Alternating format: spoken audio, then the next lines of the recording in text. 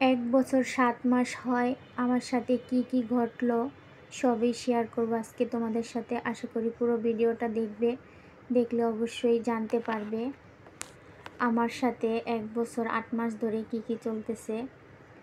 আমি একটা ফোন চালাইতাম, আমাকে দিয়েছে আমার মামা।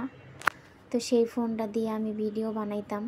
তেমন একটা ভিডিও ভালো হইতো না, আর তখন আমি জানতামও না যে ভিডিও কিভাবে করে। আর আমার ছেলেটা আবার মাশাআল্লাহ অনেক মাথায় বুদ্ধি আছে। তো বাচ্চারা তো মোবাইল সম্বন্ধে একটু বেশি ধারণা থাকে। তো আমার ছেলে আমাকে একটা চ্যানেল খুলে দেয় ওই ইয়াতে। তারপরে চ্যানেলে কোনো ভেরিফাই এগুলা ছিল না। তখন আমার ওই আগের ফোনটা নষ্ট হয়ে যায়। নষ্ট হওয়ার কারণে আমি আর ভিডিও বানাইতে পারি নাই।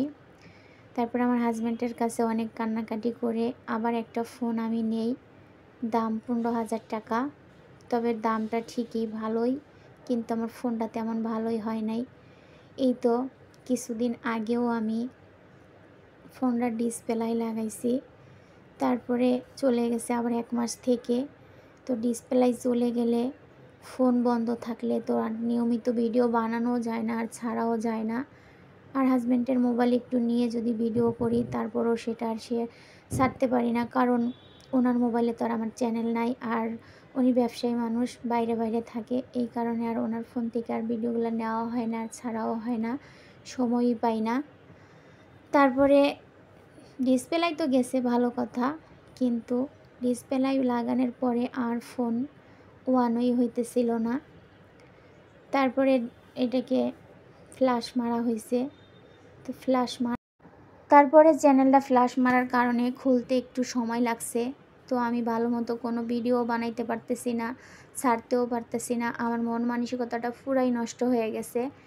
ফ্ল্যাশ মাইরা আনার পরেও আজকে ৩-৪ দিন যাবৎ এত পরিমাণ বৃষ্টি আর বৃষ্টি, নেটের লাইন এত স্লো কাজ করে, কোনো ভিডিও টাইম মতো আপলোড দিতে পারি না। আর ওয়াইফাই লাইন ঘরে ফোন দিলে অফিসে বলে বৃষ্টির কারণে আমরা খাম্বাতে উঠতে পারতেছি না, সমস্যা কিভাবে সমাধান করব। আর হাজব্যান্ডের কাছে ভয়ও পাই যে একটু এমবি কিনে দাও, আমি একটু ফোন চালাবো। ওনার মন মেজাজ সবসময় একরকম থাকে না, উনি অনেক একটু রাগী মানুষ। সবসময় ওনার সাথে সব কথা শেয়ার করতে পারি না, এদিক দিয়েও আমি একটা আতঙ্কের ভিতরে থাকি। তো আল্লাহ যার সাথে যেরকম রাখে, যাকে আল্লাহ ভালো বললেই রাখে, ভালোই বুঝে।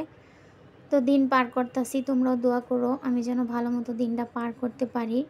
আর এই লাইনে আসা একটাই কারণ, যাতে একটু স্বাধীন মতো বাস করতে পারি, নিজের প্রয়োজনীয় জিনিসের জন্য হাজব্যান্ডের কাছে হাত পাততে না হয়। এই কারণে হয়তো এই লাইনে অনেক কষ্ট করে ভিডিও বানাই। তবে আমি আশা করি ভিডিওগুলা তোমরা আমার একটু দেখো, লাইক কমেন্ট শেয়ার করো। নতুন বন্ধু যারা আছো তারা আমার চ্যানেলটা সাবস্ক্রাইব করে আমার পাশে থেকো, আমাকে একটু ভালোবাসা দিও। তোমাদের ভালোবাসায়, তোমাদের একটু সাপোর্টে আমার জীবনটা একটু ভালোভাবে কাটবে।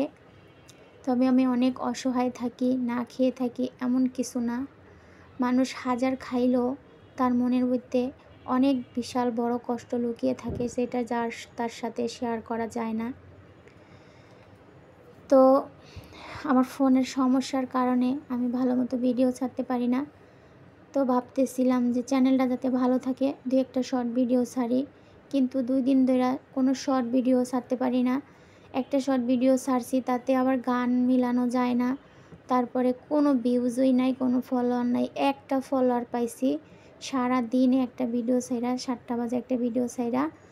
তো এই জিনিসটা কেন হয়েছে আমি জানি না। তোমাদের কারো যদি জানা থাকে যে ফ্ল্যাশ মারলে চ্যানেল আবার নতুন করে খুললে এই ধরনের সমস্যা হয় কি না, তোমরা কেউ জানলে প্লিজ আমাকে একটু জানাবে। তবে আমার চ্যানেলটা অনেক ডাউন হয়ে গেছে, সবাই আমাকে একটু সাপোর্ট করবে, আমার পাশে থাকবে, তোমাদের কাছে এই আমার আশা। তবে আমার কথাগুলো যদি খারাপ লাগলে সেটাও আমাকে কমেন্টে জানাবে, আর যদি ভালো লাগে তাও আমাকে কমেন্টে জানাবে। তোমাদের কাছে আমার একটা রিকোয়েস্ট রইল। তো দেখো সারা দিন আজকে টুকিটাকি একটু ভিডিও বানাইছি আর কি।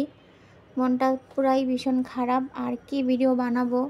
আকাশের অবস্থা একদমই ভালো না, মানে কোনো কাজ কইরা মজা পাই না, একদম অন্ধকার অন্ধকার।